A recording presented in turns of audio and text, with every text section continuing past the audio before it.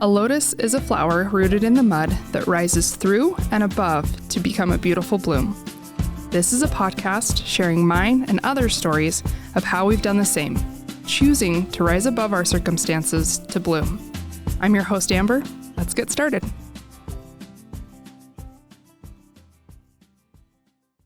This is my friend, Nataly Benitez. We actually haven't known each other that long. We just met... When were we in Mexico? Was it? It's been already like almost 6 weeks. Okay. Yeah, about. Yeah. So that's it. Yeah, that's it. We've been friends for 6 weeks. Or forever. Yeah. Well, it's so true. It does feel like it. We definitely really connected. Well, we were in Mexico for a wedding and literally met there, and I think like one day, I asked if we could go work out together because I had seen you guys in the gym. Mm-hmm. And then you and I just clicked in a conversation and it was so perfect. Mm. I don't know. I just feel like there are some people that you meet and you're able to fall into these conversations where it's not surfacey. It's a level of like discovery and learning about yourself and each other.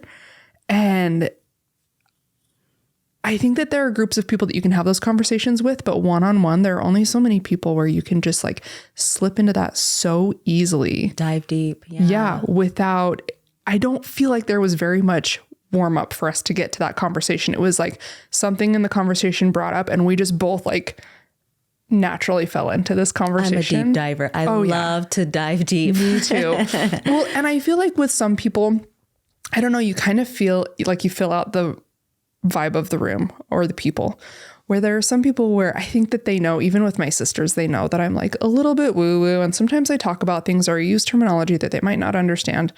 And they're used to that. So I feel okay talking about stuff with them, but it's different when you meet somebody who is on that same level as well.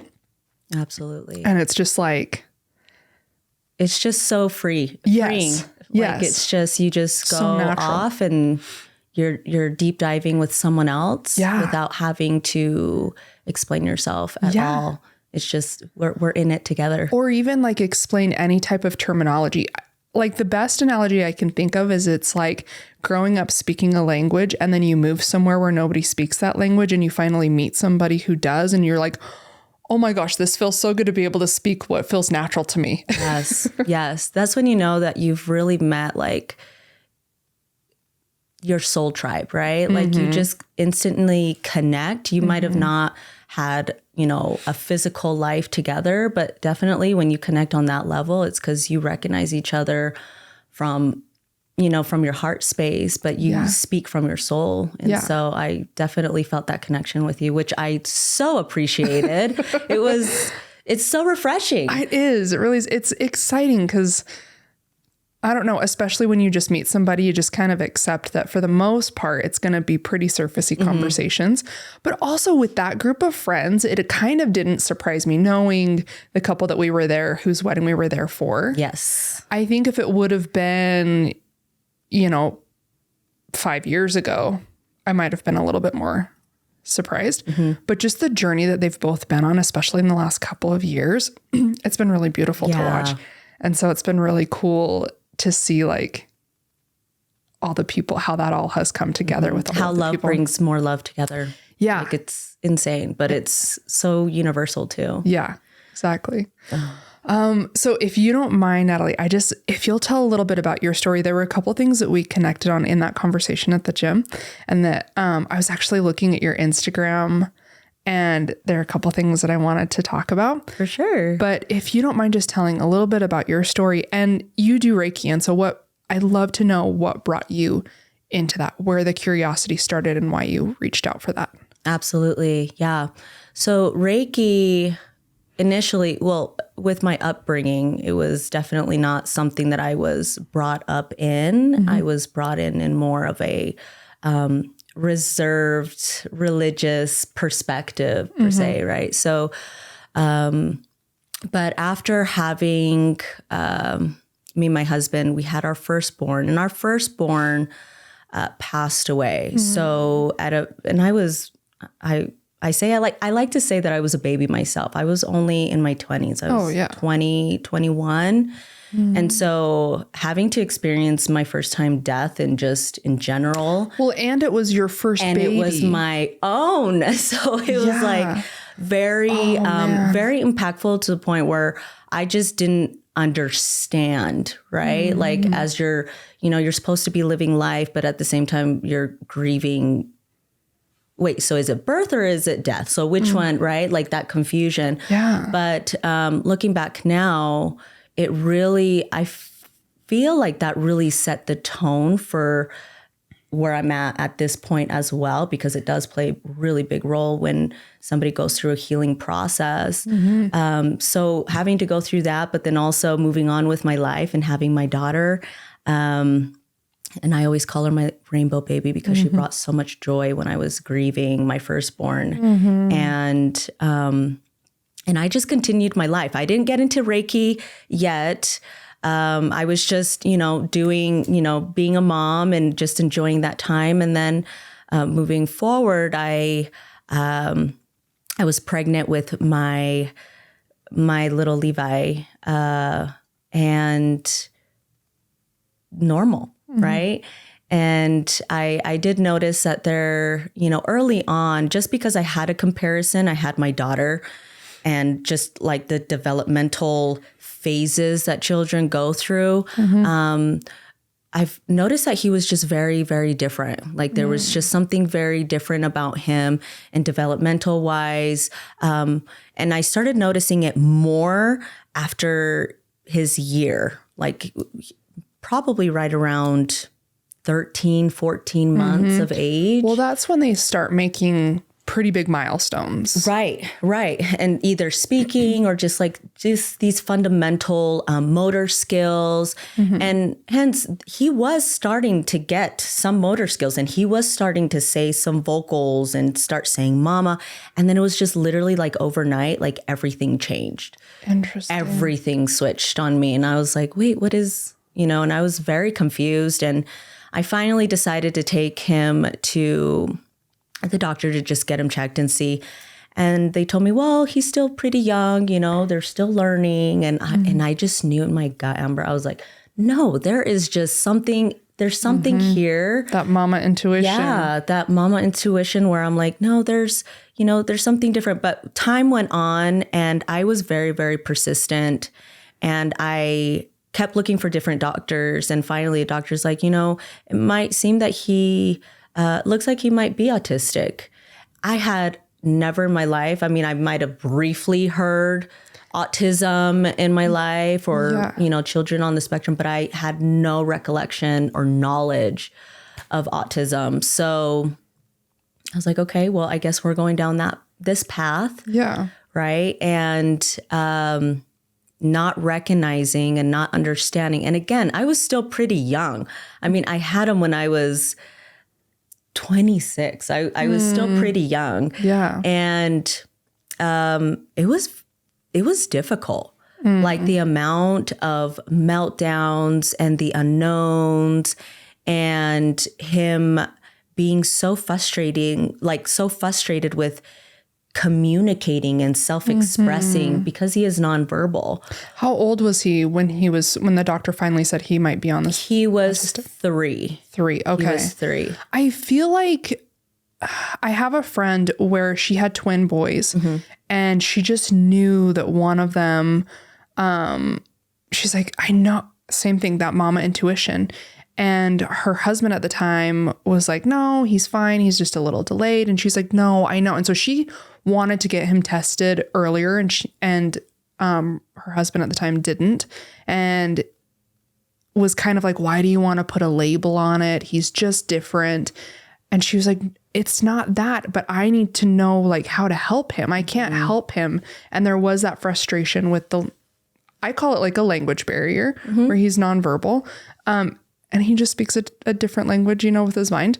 But so she eventually pushed for it. And it was weird.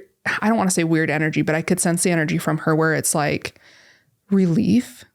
of, okay, now I have something that I know what to do with this and a direction to go. And I was right. And this is really hard. This is a hard thing to like, how do I handle this type of a thing? Absolutely. Especially like if you, in my experience personally, I think on the mainstream back then, because Levi is now 10. Okay. Right. And so about 7 years ago, it was in a situation where I really depended on, the mainstream. This is where I grew up. This is how, when something is going on, you go to the doctor and you get advice and you trust that, right? You don't learn to really fully integrate yourself in trusting your gut. You just like, no, this is what we do. And even when he was finally diagnosed, even the first, like, as I was walking out of his diagnosis, one of the doctors that diagnosed him, she came up to me and she was like, I just want to say I'm so sorry. Like, this is like so heartbreaking. And at first I was so confused because I was like, why? Like, I was like, why are we gonna, okay. But again, it was the lack of knowledge. I had to really experience what it really meant to have to give, a child that was profoundly autistic, right? And so having to walk that path with that experience in mind of poor you. And I think that that's kind of how I left it, right? So I think that moving forward, it was just really difficult because I was like, hey, I'm trying everything that I can. I'm making nutritional changes. I'm listening to, they call them like IEPs, like early intervention. Like they have people come to your home and they teach you how to like navigate, these, this journey per se. And again, I'm very thankful for that, but I just felt like there was still something missing. Like I always felt, and I kept telling my husband, I'm like, I feel like we're still missing the mark and I can't really explain what it is. Right. And so I just got to a point where it was so draining. And I know that those mamas out there that have profoundly autistic or even just neurodiverse children can understand this. It is so exhausting. Like it is like, you don't sleep at night. The transitions are like unbearable sometimes. So sensory overload for them is just on a whole nother level, right? And so I just got to a point where I'm like, well, nothing is working. Literally nothing. Like and just in survival mode is what it feels like. You literally are in survival mode, right? And so I'm like, hey, I had to really dig deep and say, okay, if nothing is really working that's on the mainstream, I really need to get out of my comfort zone and really listen to my gut, like where to go. Like I need to just sit with God. I need to sit with my spirit guides. I need to sit with my angels. I need something. Yeah. Right. I need clues. I need hints. And that's where literally the first thing that popped up in my mind was Reiki. And I've never done Reiki before and I've never received Reiki before. You had just heard about it. I just heard about it, but it did spark an interest. And I remember having this conversation with my husband and I'm like, I have a feeling that for some reason I need to get into Reiki. And he's like, well, what do you mean? Do you need to have one or like actually do Reiki? And I'm like, I feel like I need to learn Reiki. Yeah. I really instinctively feel like I need to do that. He's like, okay, then go do it. Right. Yeah. And so I went for it. I just decided to go without even having Reiki done on me. I just literally went on pure faith and intuition on like, this is where I need to be. And Amber, if I was to tell you, like a whole new reality opened up for me, like it literally did, because now looking back, my son is 10 years old, but Reiki was really it was a door that really allowed me to see life in a different perspective. That even with nonverbal communication, there's always still communication always happening, right? And the spirit, or even with, and I don't want to say I want to fault myself, but I was a victim per se of being a mother that saw my child as poor child. He's not even consciously aware what he's doing. Yeah, let's pity him. He's not consciously aware, when in reality, it's completely opposite. He actually really is consciously aware, even more aware than any of us. The only thing is, because they're so aware, the low density of the body can't handle that amount of information. Yeah. And so because of Reiki, I was able and capable to learn all of these concepts that I'm like, oh my gosh, like there is just so much more here. Like, it's not just about the physical. It's not just about, I speak to you vocally. Yeah. It's about connection. It's about digging deep. It's about, how do I feel next to you and how do you feel next to me? We're communicating, and we can sit in this room and literally be in complete silence and feel each other out. Yes. That's energy. It reminds me of, so my sister, and this is one of the reasons why I felt super connected to you, is that my sister, who I'm super close to, her 2 boys, well, 2 out of 3 of her boys are on the spectrum.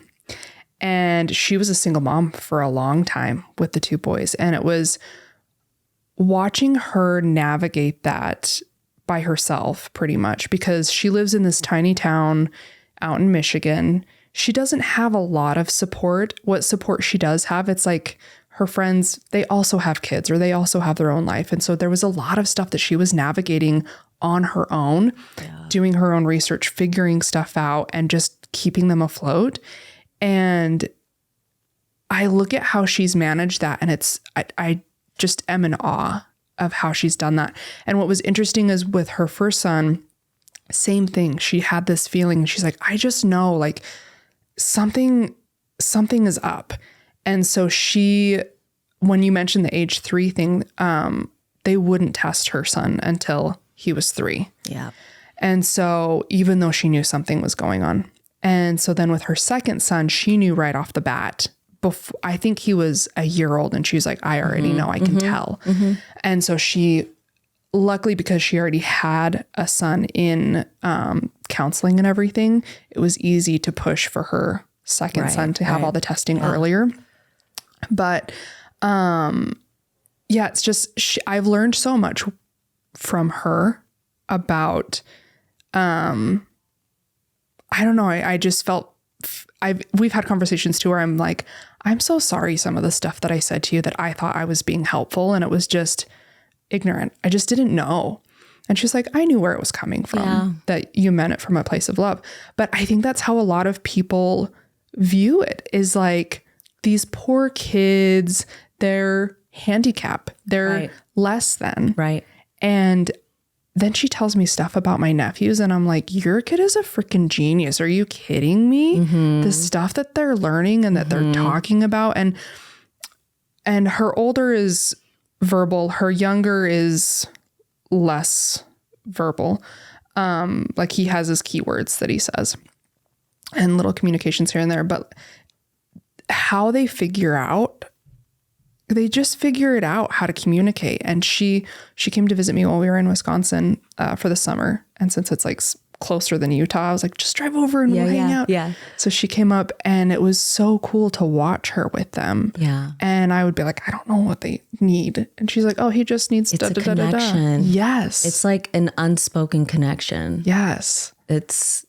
I'm sure you get in awe when you sit there and watch that, because it's like, there's this rhythm and flow that goes with it as well. And even when there is like certain, because they are so in tuned with the environment, this is the reason why they get so much sensory overload, right?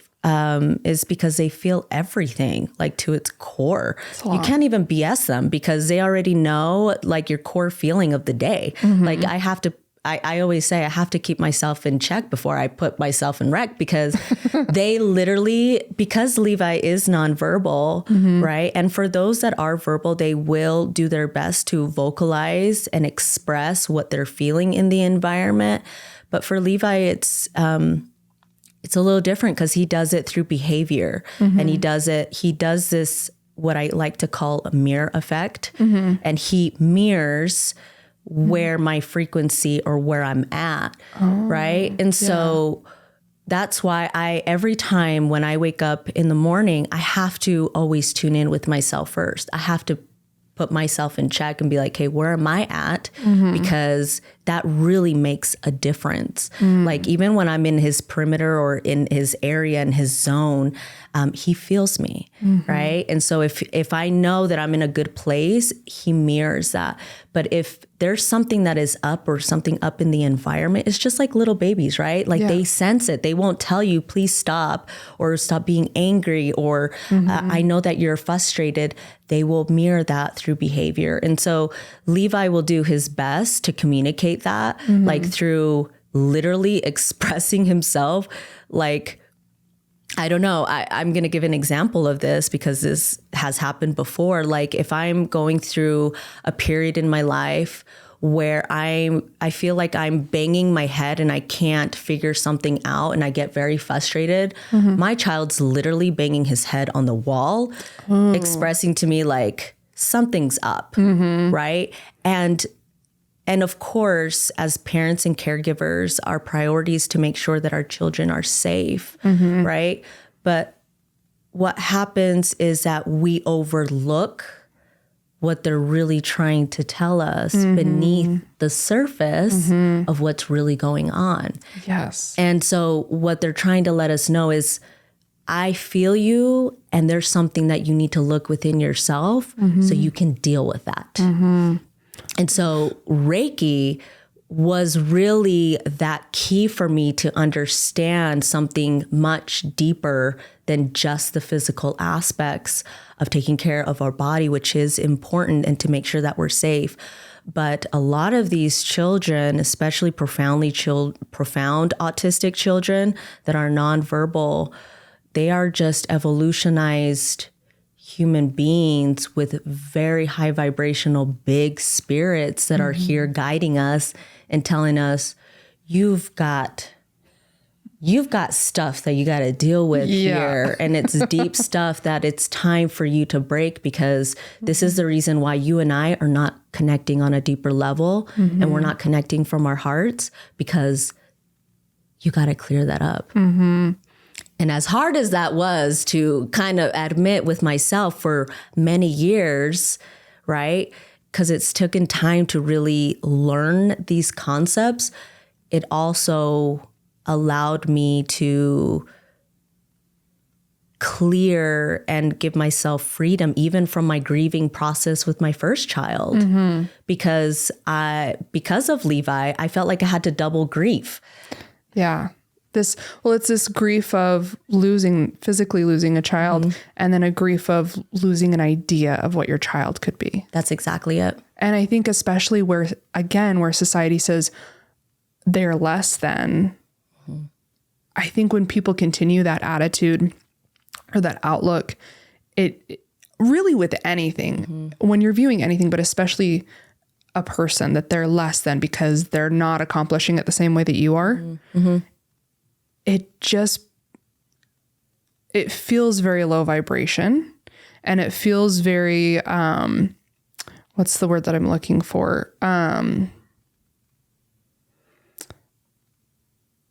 don't know, like you get stuck in this rut of, you get limited. Limited. Yes. Yeah. It's very limiting. Yeah, you absolutely do. And I firsthand experienced that for many years with Levi, even having for him to start preschool, for example, there was always a remembrance of his incapabilities, his not being able. And again, I don't want to blame nor shame, because it was just the society that we're in that is very limited. That's what it is. And anything outside of that, obviously for one brings fear because it's unknown. And with these children, it just requires deeper understanding and a lot of patience, right? But yeah, that remembrance of always having, and I can feel for your sister because the backlash to that as moms is so much mom guilt, so much like shame. There's so much like, oh my gosh, I'm not doing enough. Oh, I it must be me, or it must have been me that because he is in this, right? There is so much guilt that comes through that when it's not. It really is not. It's completely opposite. And that's one thing that I want to point out to a lot of like parents out there that are even going through it, is the fact that these children are just highly, highly gifted, right? I always tell Levi, we have this little pack with each other that we always say. I say, okay, Levi, you teach me to be multidimensional and I'll teach you to be human, right? Because being human is so, it's just low density. It's heavy. You feel everything, right? Like even through emotions, everything feels so dense. And so with him, he's always on a high vibration or a high frequency. And this is the reason why he doesn't feel like he has full control over his body is because he's always out there, right? And he's always receiving information. And this is the reason why they're so geniuses. And because they bring in so much information that is needed for our humanity. Yeah. Right. And this is how they serve. Right. So they don't need to be part of a mainstream to be accepted. I feel like for them, they just need to be acknowledged for their gifts and their talents and allow them to be exactly who they are. Yes. Because it also gives us permission to be us authentically of who we are individually, because we all carry gifts and talents individually. Yes. And allowing them to just be who they are without trying to put them in a box. And I feel like this applies to anybody. That's where we get to actually learn from each other. That's where the door for learning about each other and our authentic selves, giving permission to each other, happens. Absolutely. Because if you're so busy trying to put somebody in a box of what you think they should be or how they should act, and not just witnessing them as they are and admiring and getting curious, then nothing can come out of that box. Absolutely. They came to break that stigma, to break the old paradigm, right? And I always say that, for one, I know that my son, so my firstborn, his name is Ezra, the one that passed.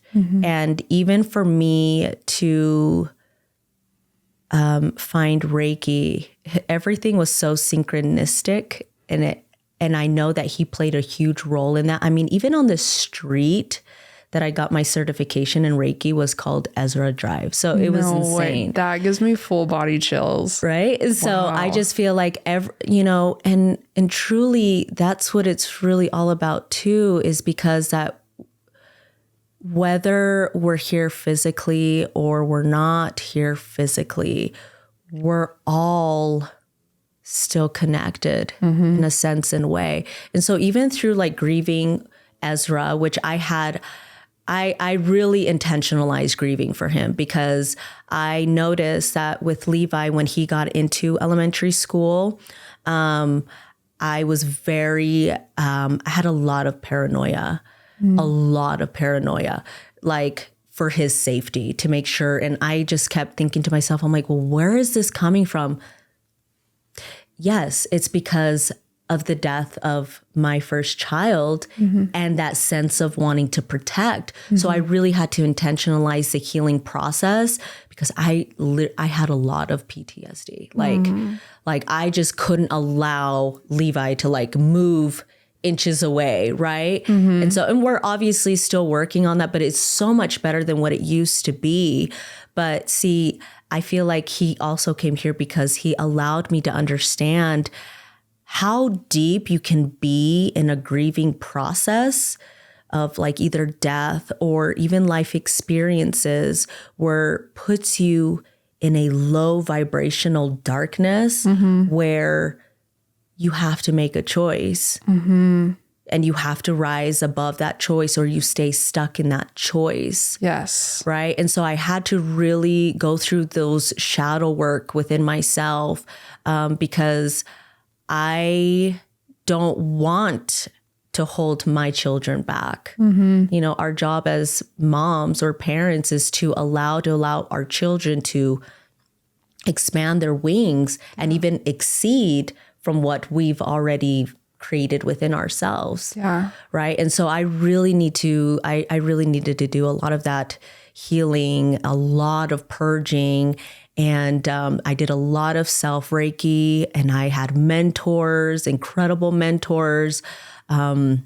Breathing was an essential for me. So I use a lot of breathing techniques in my Reiki sessions because breath is life. Yes.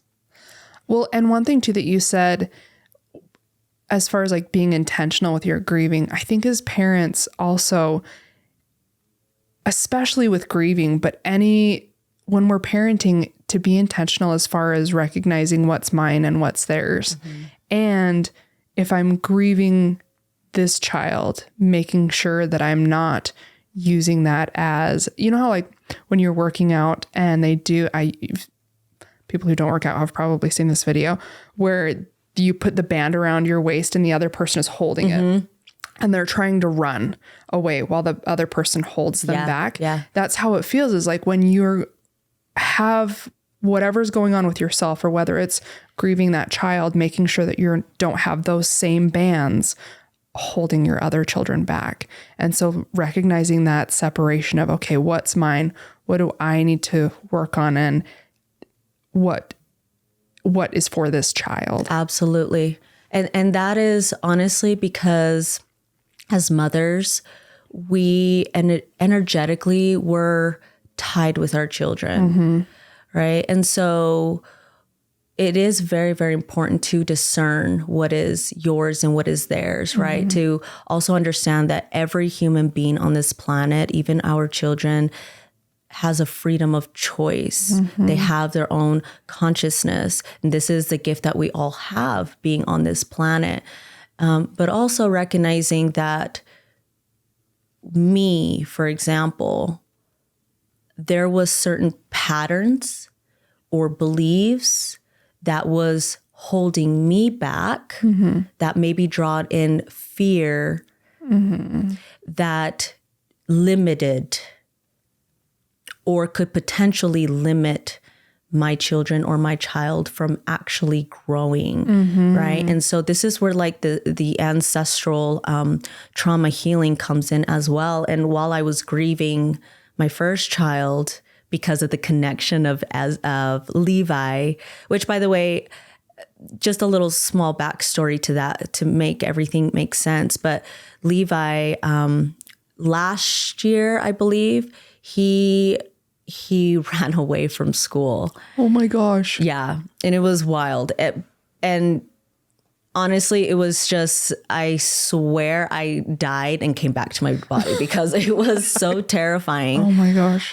He ended up going. And again, I don't want to pin this on specific people because I feel like trust is being rebuilt from this, especially in the community. And I feel like this, whatever happened with my son is to create a safer environment for the rest of the children. To bring up the awareness. Yeah. Yes. To bring up the awareness. But just because of that that experience in itself, that is what triggered me to understand that my grieving process with my first child I was still grieving, even though I said, oh, I am happy and I'm full now. And I have my children and I'm so grateful for them. But what happens is the body and the energy, if you haven't cleared that fully, you unconsciously or subconsciously are continuing same patterns and behaviors that shows that you haven't fully healed that. And so that's what I was doing. I was protecting so much my son that I felt like I was holding him back. Right. And so that was a good awareness for that. And so after that incident, I was like, no, I need to dig a little deeper. I need to go deeper in my healing process to allow Levi to like take a couple steps away from me and feel like he's safe. Like it's okay to do that. So it's been such a great journey of observing and watching and feeling and sensing all of this, because energy can be transmuted. And I say this out of like pure, genuine from my heart, out of just lived experiences of the fact that whenever someone goes through trauma in life, you can always rise above that trauma. You can always heal. Not that you need fixing in the first place. It's just life experiences teaching you something deeper about yourself. Yes. This is something I've said on almost every episode, that I'm such a big advocate for, of recognizing moments where we need to heal, instead of making that, like, I believe that it all comes down to choice. Like at a certain point in your life, you're the one making the choices of whether you're going to sit and marinate in these traumatic experiences that have happened to you. Yep. Or if you're going to decide to learn whatever lesson they have to teach you and become a better person because of it. Absolutely. And then what are you going to do with that knowledge that you've gained? Yeah. Yeah. And I think that I saw this reel recently where he said, he was talking about triggers and how when you have a trigger, you have one of two choices. And he called it a portal. Your trigger is your portal, where you can either look at it and be like, oh, this is a giant highlighter saying this is where I need to heal. Or you can try to shield yourself. But the thing is if you're shielding that trigger, if you're expecting everybody to tiptoe around this trigger that you have, then first of all, that's not possible for everybody to do that. You're just going to continue. The trigger is just going to get bigger and bigger. But you're the one who's choosing not to heal that. It's going to continue to play a bigger and bigger role in your life. And it's wild how it has this domino effect of like how you were saying, where you realize that you needed to go deeper in healing that grief that you have, or at least acknowledging and understanding it. I feel like it's so wild how one tiny little thing that can happen in our life, and not to like minimize your grief, but something tiny that happens in your life, how it can create this domino effect and these stories. And now when this happens, you now react this way, which then affects your relationships this way, which then just solidifies this little thing that happened when you were 5. Yep. You know? Yep. And if you're not willing to dig deep and be like, okay, it's a domino effect. So I have this reaction all the time when somebody talks about this, that's a trigger. Okay, I'm going to focus on that and heal it. Oh my gosh, that stems from this experience. And the reason that I reacted in this experience is because of, oh, what about this? And it's just backtracking. And you have to keep going deeper and deeper to heal that initial moment. To then heal those triggers. Absolutely. Well, in order to have a different effect, you need to look at the cause, right? And sometimes it could become very fearful to look at that cause or to go a little bit deeper. It's not fun. It's definitely not fun. And so when I talk to people, when it comes to healing or spiritual awakenings or anything or triggers, they, like you said, they really truly are an opportunity to go through this portal, right? It really is, because once you enter that, you're entering an unknown void of what you choose it to be from there on out. It's a freedom of choice. Yes. Right. And so now you're just observing exactly where it's coming from and looking at it. And I always say, like, even like when I do like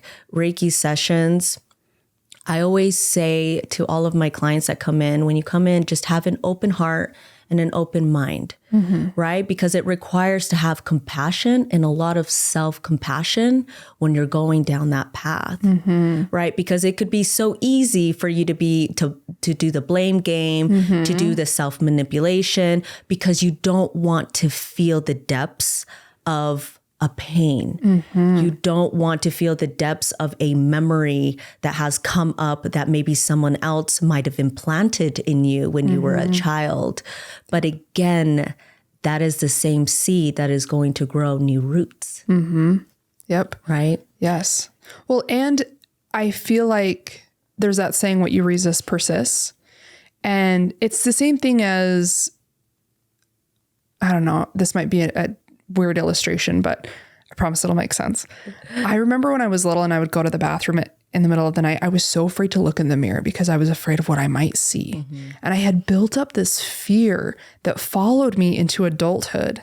And I think I was probably, I don't know, in my mid to late 20s. And finally I was like, I'm just going to look in the mirror every single time I go to the bathroom at night, because I know there's nothing in the mirror. I know that it's just my imagination, that I have created this fear. I created it. I don't know. And I don't know where it came from. I'm sure as a kid, you know, like all the spooky stories that you hear or whatever. Sure. Yeah. But like, I'm the one who built it up to be as big as it was. Yes. And so finally conquering that fear to where now I almost, if I get up in the middle of the night, I make it a point to look in the mirror, of just reminding myself that that doesn't have power over me. And it sounds so little, but I think that that's something that a lot of people can relate to. Absolutely. And so something like that, of if you're going into it and you're so afraid to look at it, it becomes much bigger than it actually is. And if you're willing to just do the thing and look at it, you'll realize it's actually not quite as big as you thought it was. And just that understanding alone can make it easier to make it through it. Absolutely. And just being very, again, you know, having curiosity and an open heart, right? Like compassion and curiosity. That's like my go-to, like, especially like if you've been triggered, right? It's so quickly to either avoid it. It's like that fight and flight survival, you know, like, I'm just going to avoid this, right? But you know, it's there, you sense it and you feel it. So just having to confront it and having that awareness in itself allows you not only to like give you a little bit more self-compassion, but that confidence, like I can self-explore something deeper and actually be excited about learning something that was so negative about myself and switch it over into maybe something more exciting and more positive, and being curious. Yes. And wanting to know a little bit more. And I had to myself had to create that transition for me because of so much survival mode, so much grief, or all of these negative things that life brings us sometimes through our own personal experiences. We accumulate so much of it, right? And sometimes it feels like it's easier to just not acknowledge it. But when we do, and we're peeling off those layers one thing at a time, you really this is the new paradigm that I'm telling you about. This is the new aspects that you're seeing yourself in a completely different light. You're seeing there's a shadowy aspect, but you're not shaming your shadow. You are honoring it because it's because of this that now you see yourself on a completely different perspective. Yes. I was thinking too, while you were saying that, of like the weight, and when we see something that needs attention, I think I think society is a little bit different now, but I think for a really long time it had the energy of, if there's something that we need to fix about ourselves, that means there's something wrong with us. That means that we're imperfect and we're not up to par. And then there's that shame of another thing that's wrong with me. And I think that's where I'm just going to ignore it. I'm going to pretend it's not there. If I ignore it, other people won't see it. Right. But I love the idea of shifting that perspective of it's not something that's wrong with you, but how exciting that there's this part of you that you get to understand. Ooh, I get to learn more about myself. And we all have this idea of like, I know myself better than anybody, which is true. And there's so much I don't know about myself. And if I get to learn, like I actually did breath work last week, and there was this girl, she said that she'd had a really hard year and like a really, really tough year. And in her breath work, she got to meet all past versions of herself. Oh, cool. And she got to see all of these things that she didn't like about herself in the moment. And then current her was there and showing her how beautiful those things were. And oh my gosh, the part that I loved the most was she got to hug herself, and current her said, "You're my favorite version of you." Aww. And oh my gosh, I was like, that. Oh, I love that. And so it was a moment where she got to truly love herself and realize that she is her own best friend. And current her was like, "Thank you for showing up for me in so many ways. You've always had my back and you've always been there for me." And I was thinking, how cool is that we really do get to be our own best friend. And when you have a best friend, you're excited to learn every aspect about them. Tell me about how you grew up. How did you feel about that? Tell me about your siblings and your relationship with them and all your funny memories. I want to know it all.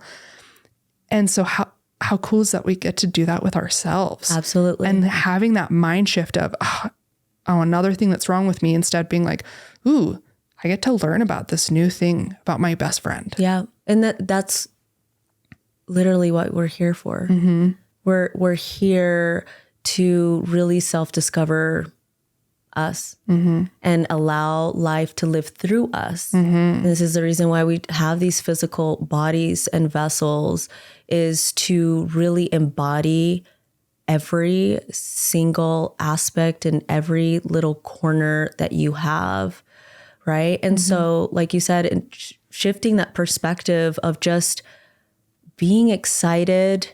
Yeah. I mean, I'm not going to lie to you. Being in the moment, it doesn't feel all that fantastic. But listen, we get to feel it. Yeah. That right there, you don't get that opportunity if you cross the veil. Yeah. You get that opportunity in the here and now, being in the present moment, being in this deep awareness of, if I'm feeling the trigger, I'm allowing that trigger to come in without any judgment and just let it be. Yes. Like how many doors open up to self-discovery, it's just like in every movie, you don't get a superhero that's just literally, it would be boring if it would just be mundane and all happy and joy, all the time. It has to climax. It has to have variety. It has to have its ups and lows. How amazing is that you are the main character in your own story? Yeah. Right? Yeah. And so I also think that that's very fascinating that you put it in that concept too, because it's so true.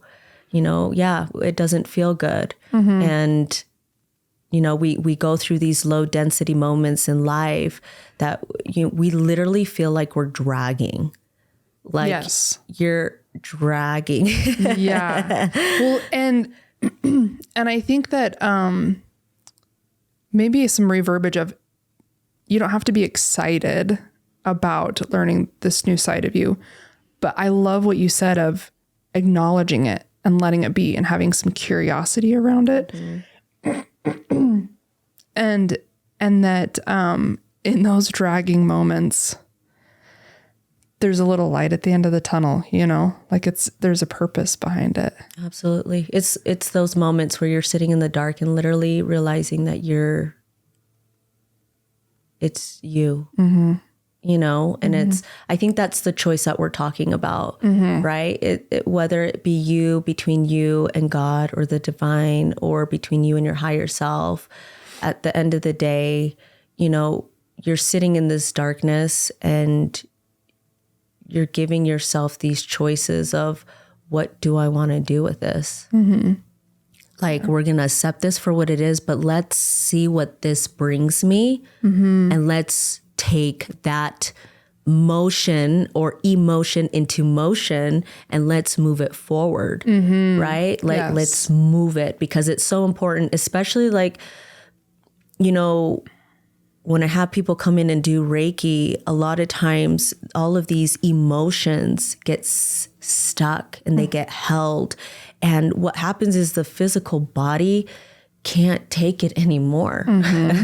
It literally can't take it anymore. And I have a personal experience with this. Like, even when I was grieving when I was pregnant with Ezra, and I decided to go full term because they told me, you know, you can either, we can have you go through labor because your baby's not going to survive, or you can go full term and then we can go through the process. And I'm like, no, I'm going to go full term. And I did.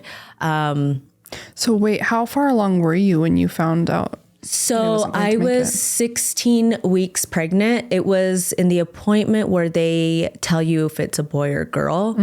And so when I went in, they told us, oh, it's a boy. And we had the happy news. And then she noticed on the ultrasound, there was something a little off, and I could feel it instantly. I was like, something is off.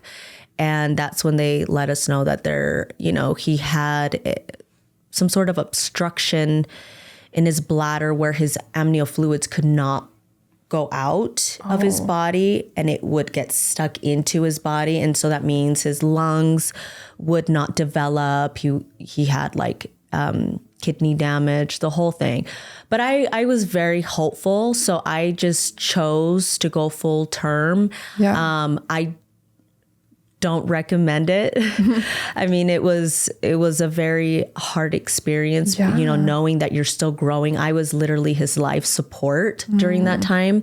But it was also a very highly spiritual experience for me as well. So it was needed at the time.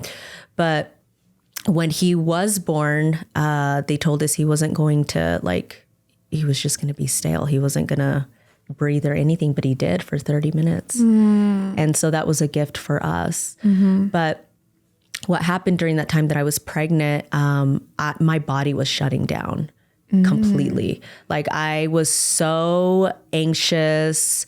I was so depressed during that time.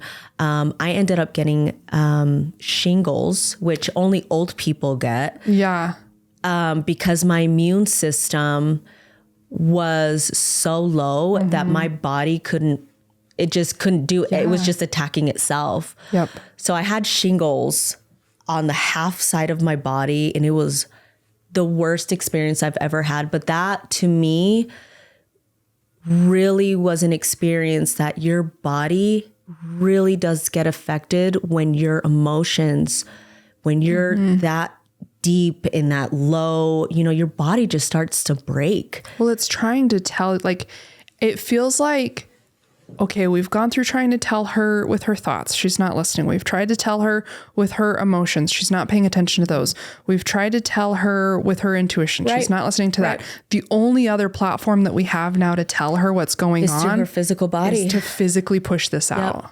Yeah. I had seriously, so much panic attacks. I had so many emergency calls. I'm sure our neighbors in our apartment was like, what is happening with these people? Literally carrying out like a 7-month, pregnant lady. But I was in a really, really dark phase in my life, and my body, I just couldn't, I was very mute. I couldn't even self-express what I was going through because I was just so confused. Right. But my body, it needed to come out somehow. And so that experience really did show me how much the physical body, if you do not attend and listen, like you said, listen to either your intuition or your emotions, that it needs to move somehow, it does get to you.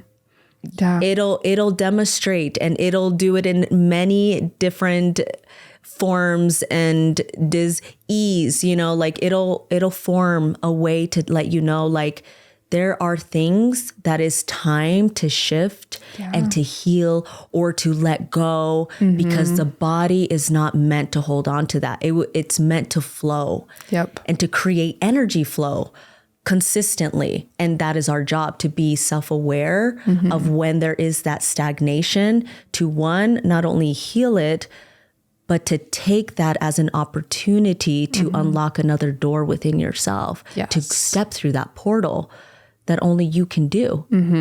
Nobody else can do it for you. It's your choice. Yeah. It's your choice. And I feel like the people around you can hand you all of the tools that they've learned or whatever, but it's up to you to pick up the tool and actually do something with it. Absolutely. One thing too, I was actually thinking about this while you were talking about how our bodies are just trying to show us something. And I can't tell you how many times in my life where I think this is, I've heard this phrase a lot from other people of like, oh, my body, like it's just not doing what I want it to do. Or it's like we shame our body. We think that it's incompetent because it's not performing the way that we think that it should. And really our body is like, listen, bud, I'm trying to tell you something and you're not picking it up here. It's really just the most intelligent thing ever. And it is trying to work for us. It just doesn't feel like it. It's like we're this teenager and our parent is telling us, no, you can't go drive the car at night, because this, and this. And we're just this stubborn teenager who's like, but why? Why don't you trust me? You know? And I think if we realize our body is working in our favor, not against us, and listen to what it's trying to tell us, like, oh, maybe there's actually a message in this. Oh, this body part hurts out of nowhere, or I don't have the energy that I usually do, or I'm not, my body's not performing in whatever capacity the way that I think it should. Why? And getting curious. That's what it is. Asking the why with yourself, right? Like, again, I keep going back to the mirror. Like, you need to confront yourself and asking those whys and being curious and not being ashamed, because when you are already mentally shaming your body will reflect that shame, right? And so in whichever manner, way that might look like for you, at the end of the day, you might be the most beautiful, gorgeous, beautiful person in the mirror, but then deep down you feel this shame. There's always going to be shame until that's solidified and you step through that portal and confront that, right? And so, but especially like for women, like I feel like, and for men too, because I feel like everybody carries this masculine and feminine energy where we all have to be tuned into, but the body reflects the subtle information that brings us awareness to loving ourselves unconditionally. And I always see myself this way, and I've always seen myself. And I think because of the experience that I've been through, I've gained this amount of love for my body to be able to put up with so much, first psychological thoughts that I've, had with it, but also to draw awareness that I wouldn't be doing what I'm doing without my physical body. I wouldn't be even able to be caregiving be there for my kids or for my husband and be here for this podcast, to drive here and actually enjoy this moment with other human beings, without, acknowledging that this body does so much for us, and so appreciating all the little things. And the more that we appreciate our body, the more our body is going to be like, okay, thank you. Like, thank you so much for acknowledging what we're trying to tell you here. Let's go on to the next thing, because this is where I need relief. This is where I'm holding on my pain and grief. This is where I'm holding on still my mistrust from the past divorce. This is where I'm holding on like all of these experiences that our spirit desires to want us to experience. And the only way we can do it again is through our bodies.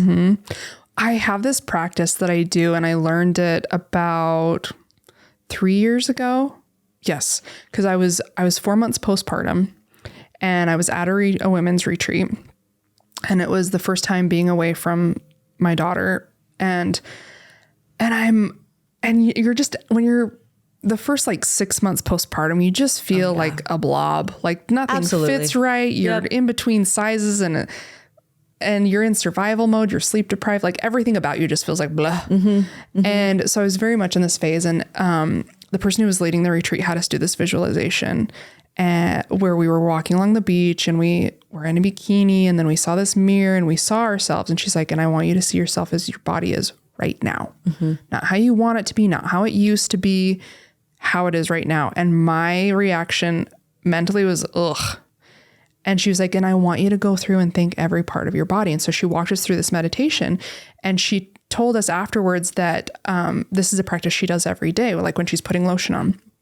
And so now I do this where I have this body oil, and in the beginning, it was very intentional, and I took my time. And now I'm to a point where I feel like I've done it so long that I'm still intentional, but it doesn't take me quite as long. But it's where I'm thanking my arms of like, oh, thank you, arms, for hugging my babies.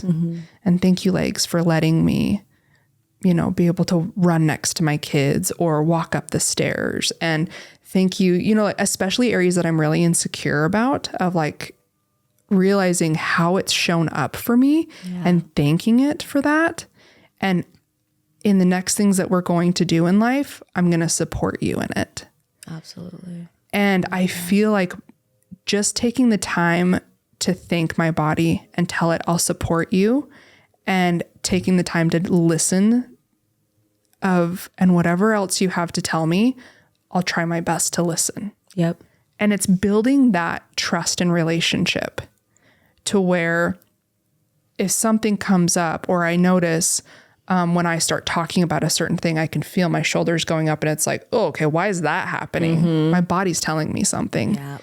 You start paying attention to your body's little cues. Absolutely. And realize, and that's where you also realize like, oh, if we're talking about this topic, I don't feel anything emotionally.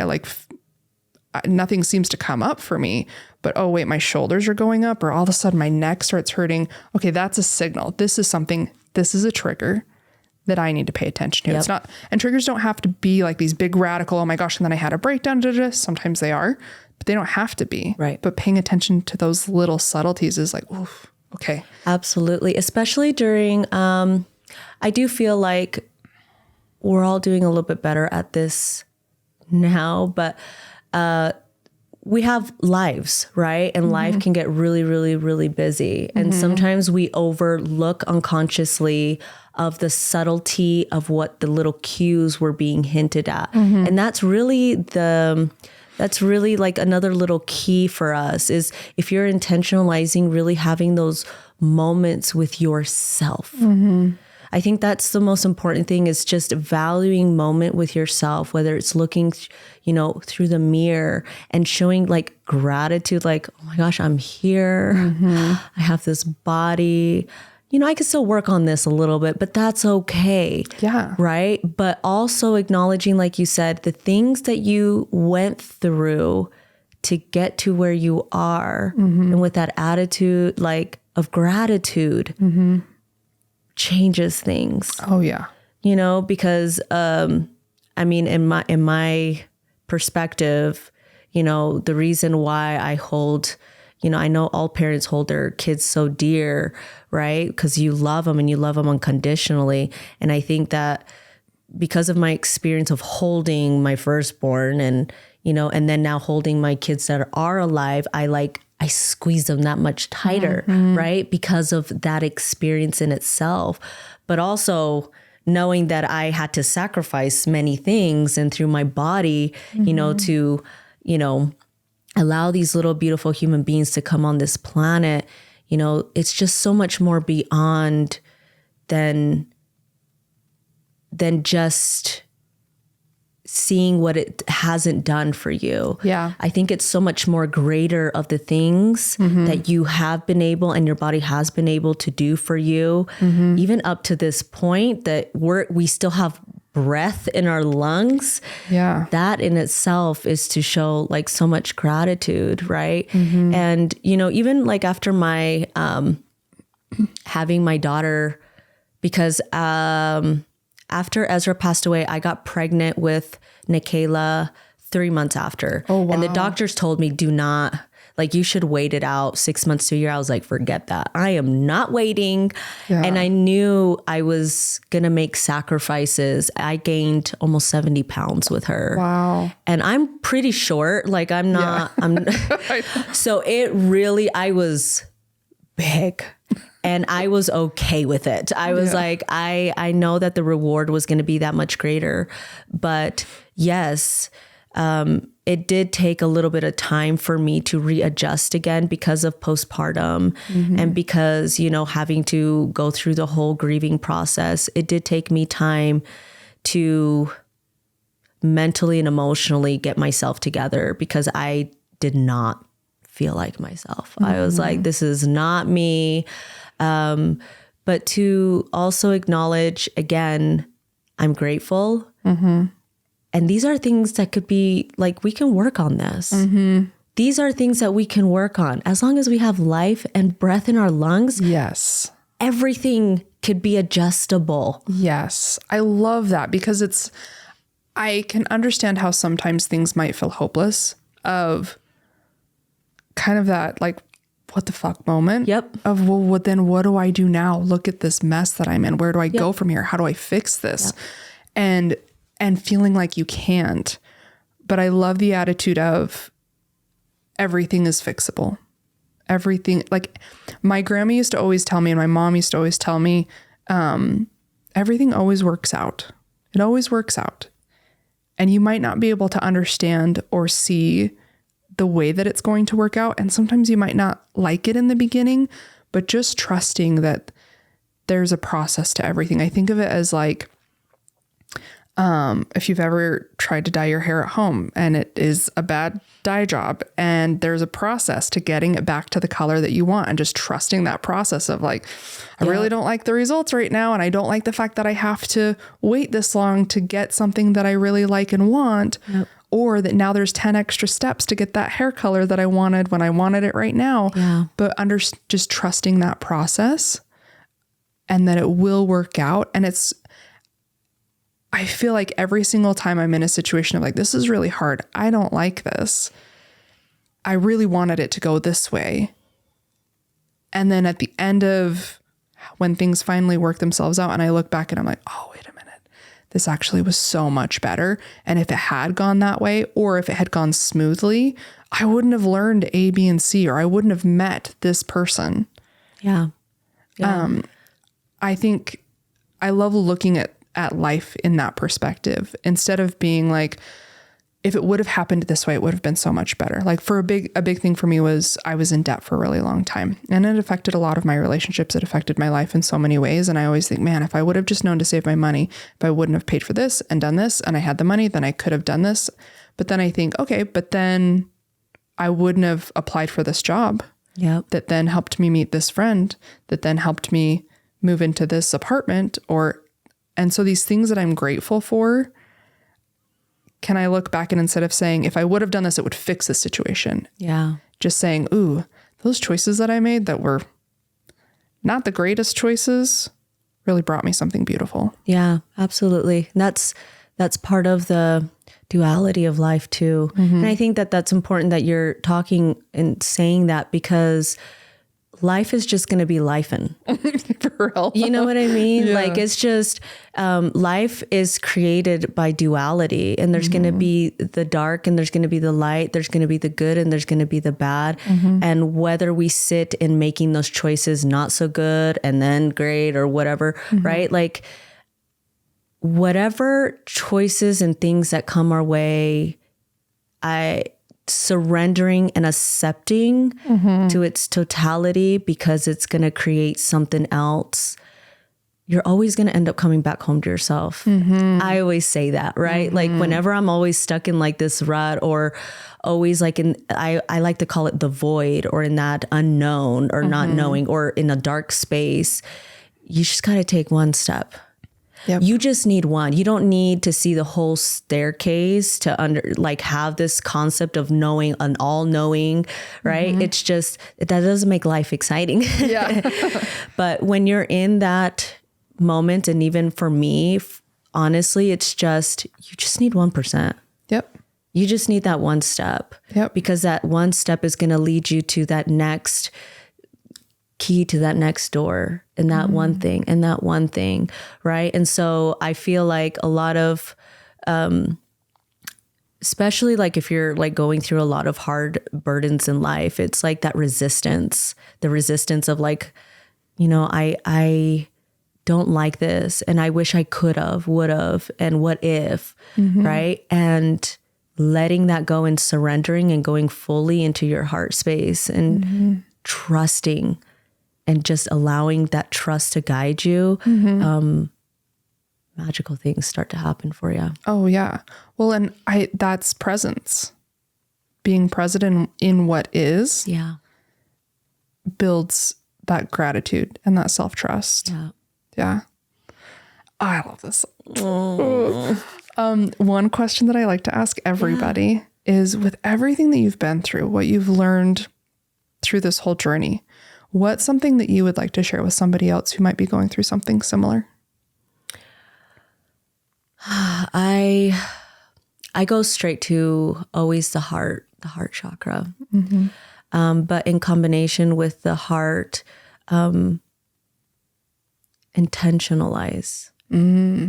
I feel like in my personal experience, when I really had those moments that I had to sit down asking myself, what do I want? Okay, let's intentionalize something here. Is it, do I want healing? Do I need clarity in something? Do I need support in something? To intentionalize, practice intentionalizing your life, because again, you are the main character in your life, and you can make whatever circumstance, light or dark, into one exciting one, because it's your story and you get to live it however way you want it. And when you intentionalize that, and you intentionalize the way that your heart is telling you, then you start bringing these visualizations into reality. You start becoming the creator of your own life, not waiting. You're just, now you're living and having this beautiful dance with the universe or God or the divine. It's between you and that. I love that so much. Yeah. Thank you so much for being here, Nataly. I really appreciate thank you. I appreciate you. These convos are always the best. No, they feed my soul. I always, every time I leave, I send a mark out to my sister and I'm like, they have such good energy. I just want to gobble it up. I definitely feel like you have that I too. love it. I feel like sisters are the best. I just had a phone call on my way over here, and honestly, sisters are amazing. They are. I see you as definitely like a soul sister. So I appreciate you so much, and for welcoming me into your space and being able to allow me to also speak about my story. I love it. Well, and I think that's where again, going back to like with your son and just with ourselves, like that's how we become better. That's how we learn, is sharing our experiences with other people. Agreed. Like that's how we're all going to level up. I agree. So thank you for that. Thank you so much. Hey, thanks for listening to this episode. If you liked what you heard, please remember to subscribe and go leave a review on Apple Podcast. It helps me know what you want to hear and who I should have as a guest next. Thanks again, and until next time, keep living the life of a lotus.